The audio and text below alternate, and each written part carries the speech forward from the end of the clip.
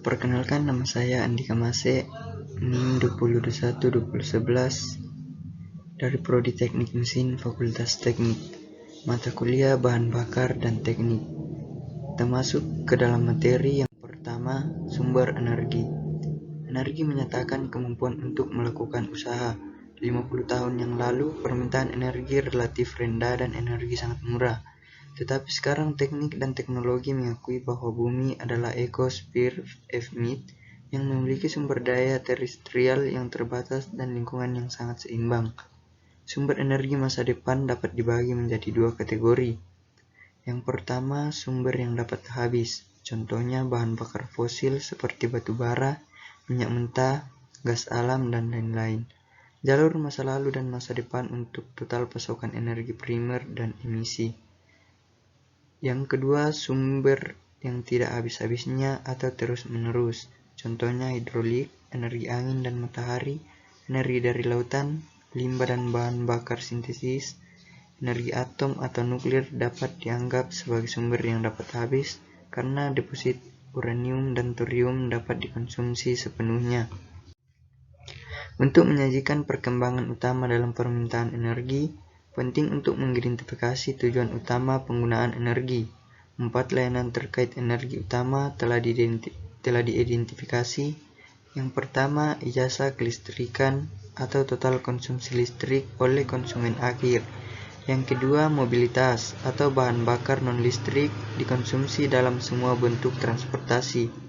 Yang ketiga, layanan stasioner atau bahan bakar fosil yang digunakan untuk pemanasan di gedung dan proses industri. Yang keempat, bahan bakar yang digunakan dalam pembangkit listrik. Yang kedua, bahan bakar. Bahan bakar dapat dianggap sebagai sumber energi potensial kimia yang terbatas di mana energi yang tersimpan dalam struktur molekul senyawa tertentu dilepaskan melalui reaksi kimia yang kompleks.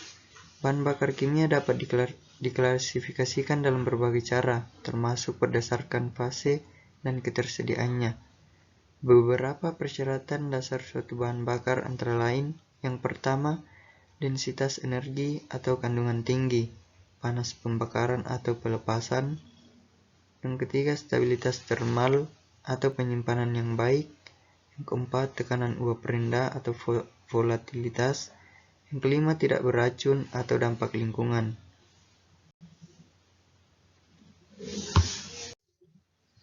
Setiap sistem pembakaran dapat dioperasikan dengan bahan bakar di salah satu dari 3 keadaan gas, cair, atau padat. Minyak mentah diketahui ada di berbagai kedalaman di bawah tanah dan laut di sebagian besar dunia. Minyak mentah adalah campuran yang sangat kompleks dari gas, cairan, dan padatan terlarut yang selalu terdiri dari hidrokarbon dengan sejumlah kecil zat nitrogen dan senyawa sulfur organik.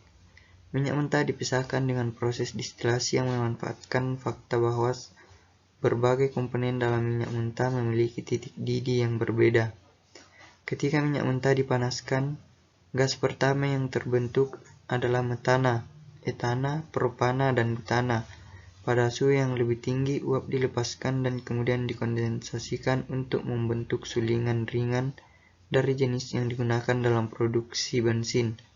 Saat mendidih, minyak tanah muncul, diikuti oleh sulingan tengah yang digunakan dalam minyak gas dan bahan bakar diesel. Akhirnya residu yang tersisa dan digunakan dalam pembuatan minyak pelumas, lilin, dan bitumen. Persyaratan fisik untuk campur reaktif dan jalur termokimia yang harus diikuti oleh bahan bakar dan oksidan atau reaktan untuk membentuk produk pembakaran sambil melepaskan energi. Pengetahuan tentang sifat, struktur, keamanan, keandalan bahan bakar ini, serta cara mereka mempengaruhi kinerja sistem pembakaran adalah penting. Karena pembakaran kecepatan bahan bakar gas dan cair yang berbeda secara intensif disurvei, perlu untuk memiliki beberapa pengetahuan singkat tentang struktur kimia dan sifat fisik dari sebagian besar bahan bakar ini. Pemilihan bahan bakar ini diatur oleh persyaratan yang dijelaskan di atas. Yang kedua, beberapa fundamental termodinamika terkait. Yang pertama, gas ideal dan konservasi massa.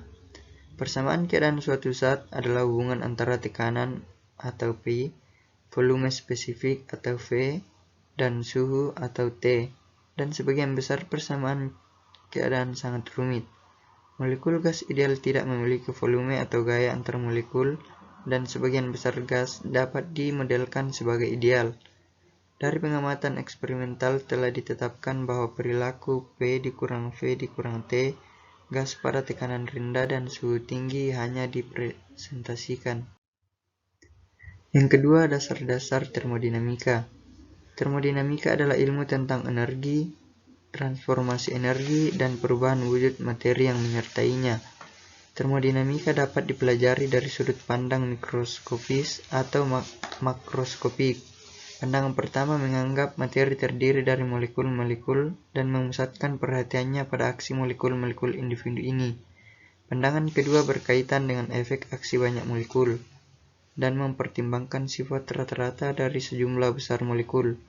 Selain itu, termodinamika adalah teori fisika umum yang mempengaruhi hampir setiap fase pengalaman manusia.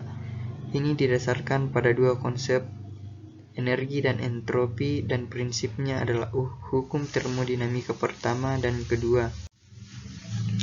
Dalam perawatan dasar termodinamika, satu diperkenalkan ke delapan variabel termodinamika dasar.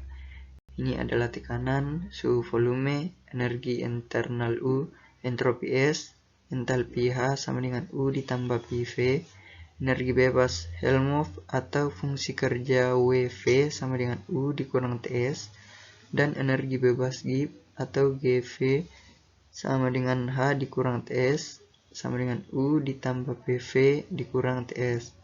5 variabel pertama adalah dasar untuk subjek, sedangkan 3 terakhir didefinisikan untuk kenyamanan operasional. 2 yang pertama adalah variabel intensif, yaitu tidak tergantung pada jumlah bahan yang dipertimbangkan. Nilai numerik dari 6 terakhir sebanding dengan jumlah bahan yang dipertimbangkan, dan oleh karena itu disebut variabel ekstensif. Untuk gas ideal, penentuan sifat energi dalam, entalpi, kalor jenis, dan entropi sangat disederhanakan.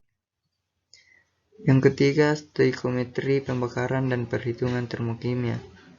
Yang pertama, stoikiometri pembakaran. Kata stoikiometri berasal dari bahasa Yunani stoicheion, yang berarti unsur. Proses pembakaran yang paling praktis terjadi ketika bahan bakar fosil atau bahan bakar yang berasal dari fosil terbakar dengan oksidator, udara.